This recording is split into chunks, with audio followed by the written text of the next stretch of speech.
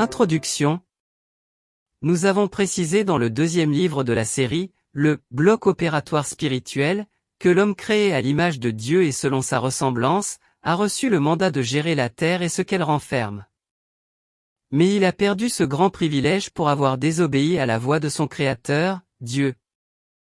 Au lieu de s'attacher à la parole de son Dieu, l'homme a plutôt accepté le mensonge et la séduction du diable par l'intermédiaire du serpent, qui ont conduit à beaucoup de maux et fléaux que toute la création traverse jusqu'à présent.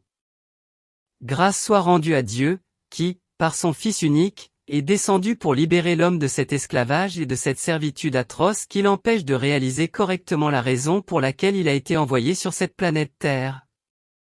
Cet acte de récupération de l'homme par Dieu à travers Jésus-Christ, vient du fait qu'il est amour et compatissant et qu'il voulait démontrer sa souveraineté à toute sa création.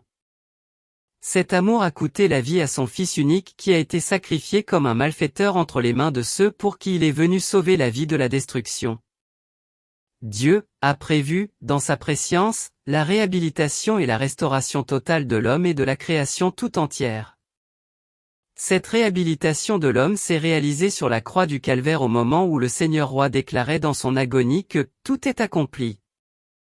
Ainsi quiconque s'approche du Seigneur doit manifester toute la plénitude de la vie de Christ en vue d'être un symbole de conviction et de confirmation que Dieu est descendu sur terre pour sauver l'homme déchu et voué à la perdition, pour le hisser à une plus grande dimension de gloire. Au lieu d'être cette créature pervertie qui cause du désordre, de la déchéance et de la confusion, Dieu en envoyant son Fils unique pour sauver l'homme, a voulu faire de son Fils un exemple que tous les hommes doivent copier et lui ressembler en vue de ramener l'ordre dans le programme de Dieu pour l'humanité. Et c'est à cela que vous avez été appelés, parce que Christ aussi a souffert pour vous, vous laissant un exemple, afin que vous suiviez ses traces, lui qui n'a point commis de péché, et dans la bouche duquel il ne s'est point trouvé de fraude, lui qui, injurié, ne rendait point d'injures, maltraité, ne faisait point de menaces, mais s'en remettait à celui qui juge justement, 1 Pierre 2, 21 à 23. L'objectif principal pour lequel Dieu envoya son Fils est de faire de tous ceux qui croiront en lui des photocopies de sa personne comme il l'avait prévu d'avance. Cette nouvelle donne de la politique de Dieu est très importante à ses yeux car il voulait que son Fils traverse les mêmes tentations et souffrances et qu'il sorte victorieux pour montrer à tous les hommes qu'ils peuvent défier l'ennemi en matière d'obéissance et de sanctification.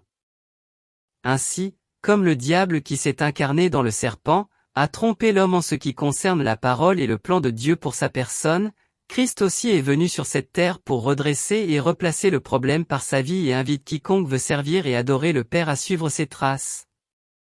Car ceux qu'il a connus d'avance, il les a aussi prédestinés à être semblables à l'image de son Fils, afin que son Fils fût le premier-né entre plusieurs frères, Romains 8, 29. Le but de ce livre est de montrer à tous ceux qui ont soif d'atteindre une certaine dimension de vie avec le Seigneur à se repositionner pour déclarer un jour comme l'apôtre Paul, « J'ai été crucifié avec Christ, et si je vis, ce n'est plus moi qui vis, c'est Christ qui vit en moi, si je vis maintenant dans la chair, je vis dans la foi au Fils de Dieu, qui m'a aimé et qui s'est livré lui-même pour moi. » Galates 2, 20. Si Christ contrôle entièrement notre vie par la puissance de son esprit, au point que rien ne se fasse sans son autorisation, nous serons les plus heureux du monde. Tout cela n'est possible que lorsque nous pourrons lui ouvrir toutes les portes de nos vies et lui permettre de faire de nous ce qu'il veut comme l'argile entre les mains du potier.